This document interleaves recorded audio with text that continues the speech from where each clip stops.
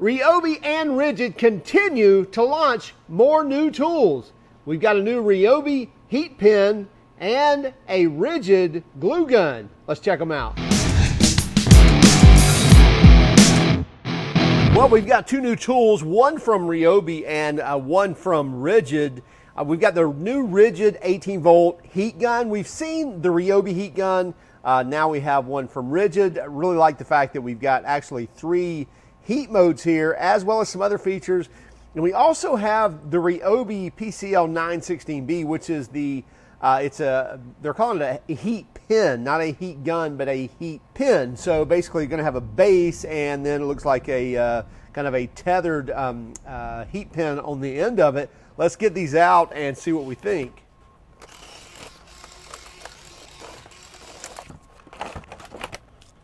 By the way, if you haven't seen this is the FVC51, and it's a great little package opener. Even does great with, you name it, wrapping paper, fabric, but definitely cutting open blister packs. This is a time saver. Now this is the Ridgid R860433, and obviously runs on their 18V batteries, since that's the only batteries they make now. Looks like we get some glue sticks and a wrench, and let's get a battery on this.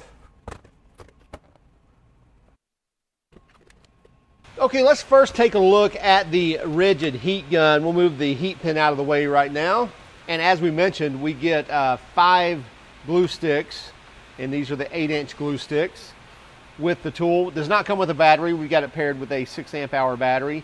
It comes with a little wrench, and basically that is for these tips.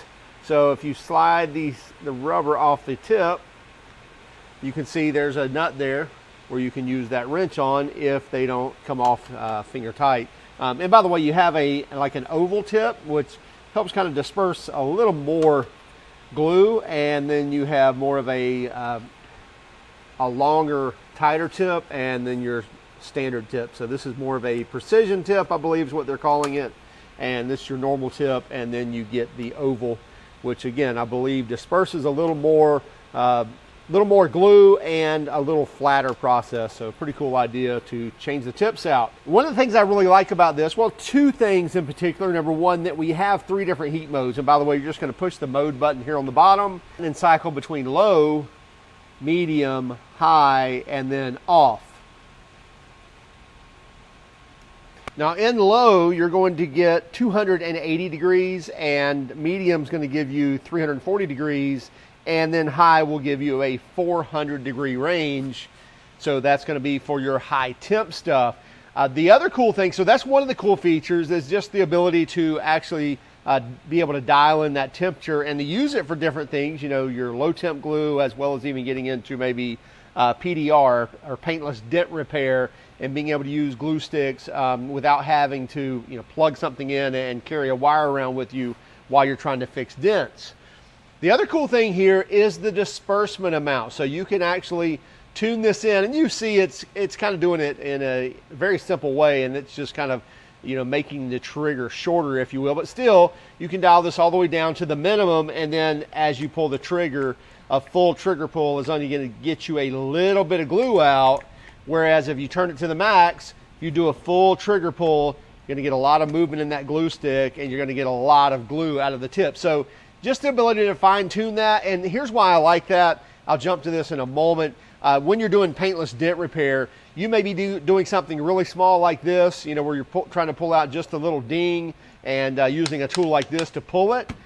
Or you may be loading something this much with glue, and you need to get all that glue on there while it's still hot, get it on the body panel before it starts setting up. So the ability to have that higher temp so it can really flow out, as well as being able to adjust that trigger pull, is a really cool idea, especially when you're getting into, you know, again, paintless dent repair. Now once you turn the gun on, so right now if I push the button, I've got nothing. That's a little light down there.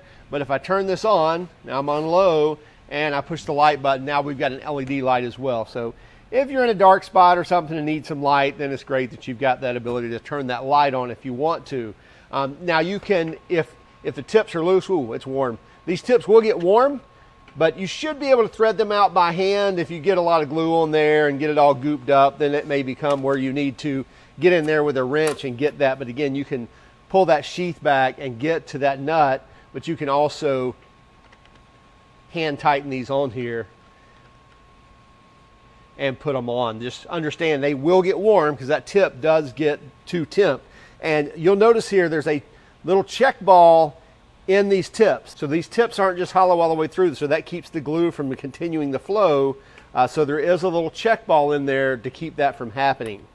But that also means these tips have to get up to temp before that glue is going to flow. Now we're supposed to get a 90-second heat up time. So I've got it on low. In fact, it's already up to temperature on low now. And I'm not sure what heat sticks or what glue sticks these are. Let me push this. Oh, yeah, it looks like it's going to flow out pretty good. You can see that shoving in there, kind of priming the gun, if you will. If you notice, when you first get a heat gun, you need to fill up all this cavity with glue, and that's why I can just kind of push this in, almost a whole 8-inch glue stick. Yeah, so basically it's already up to low, and that's not wanting to flow too fast, so probably would like a, let's turn that up to medium. And you can see the medium light there is still flashing, and that's telling us that it's still coming up to temp.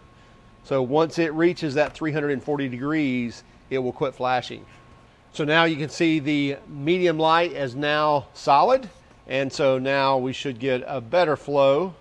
Yeah, much better. So you can see with that oval tip,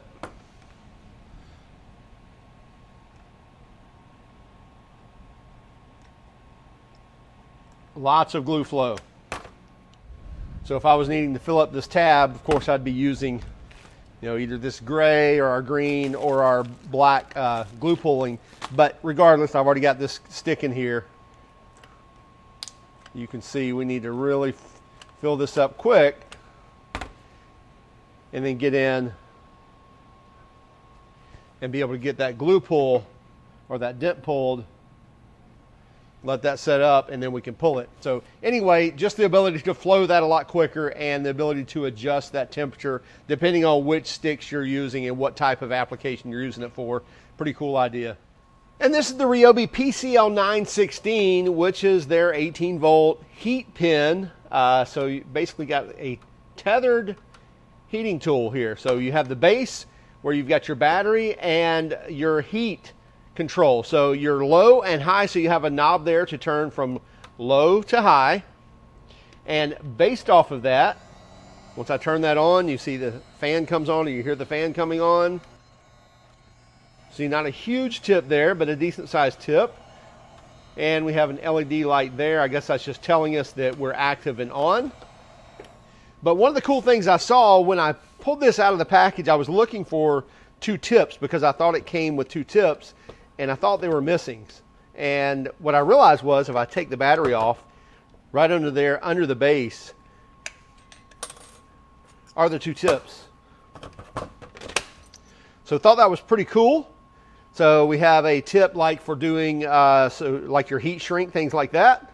And then a broader tip if you're going to do, I don't know, paint stripping or, heating up vinyl, whatever you're doing. So pretty cool that those tips hide under there, under the base. Now the low setting on this is going to give you 450 degrees, and the high setting is going to give you 750 degrees. You also hear the fan kick on a little higher.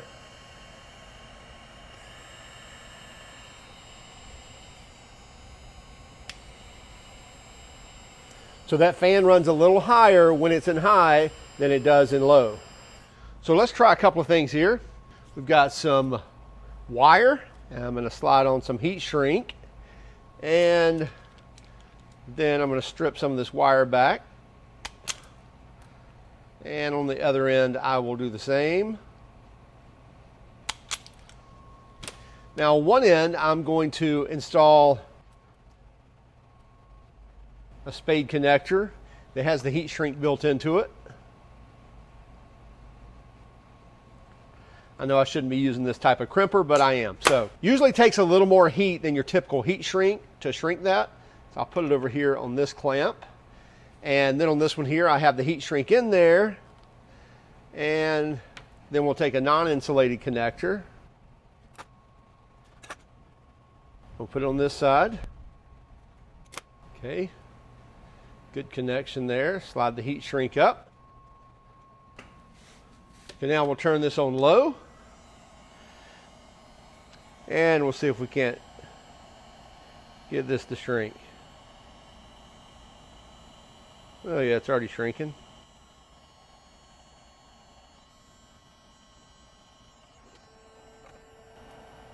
And we see the adhesive actually coming out of that heat shrink, which is what it should do once it gets up to temp. Seals that heat shrink up. This is heat shrink with adhesive in it. And then we're going to turn it on high. And now we'll work on this one. I usually like to start right there at the spade connector. Get that working.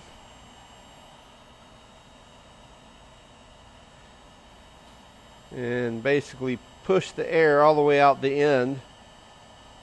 And again, we should get a nice bond from that heat shrink. And same thing there, we've got some adhesive rolling out the edges, confirming that we got enough heat in there and we don't have any air bubbles. Nice tight bond there that should keep that from the elements. Be a nice sealed connection. Then we'll turn this on high.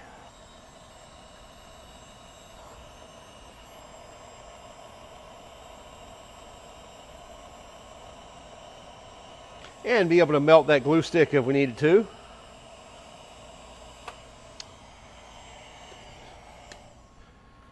So pretty cool little heat pen, and love the base that it kind of holds everything and even the tips underneath. Now we only have pricing on one of these, and this is the Ridgid hot glue gun. This is going to run $79 for the bare tool. It's going to come with the tips and 5 glue sticks as well. The heat pen, we don't have a price on this yet. I'm assuming bare tool, I would say $59 to $79 without a battery, obviously coming with the tips, but don't quote me on that yet. We'll obviously put a link in the description once we have one for the heat pen. We already have one for the Ridgid, so check that out. And then again, we'll release the pricing and a link to purchase it if you want to once we have that. So keep track of us on Instagram, Facebook, Twitter, and even TikTok. And if you don't mind, hit that like and subscribe button if you haven't done so already. And by all means, if you hated our video, give us a thumbs down. But would you let us know in the comments why? Have a great day. Keep smiling.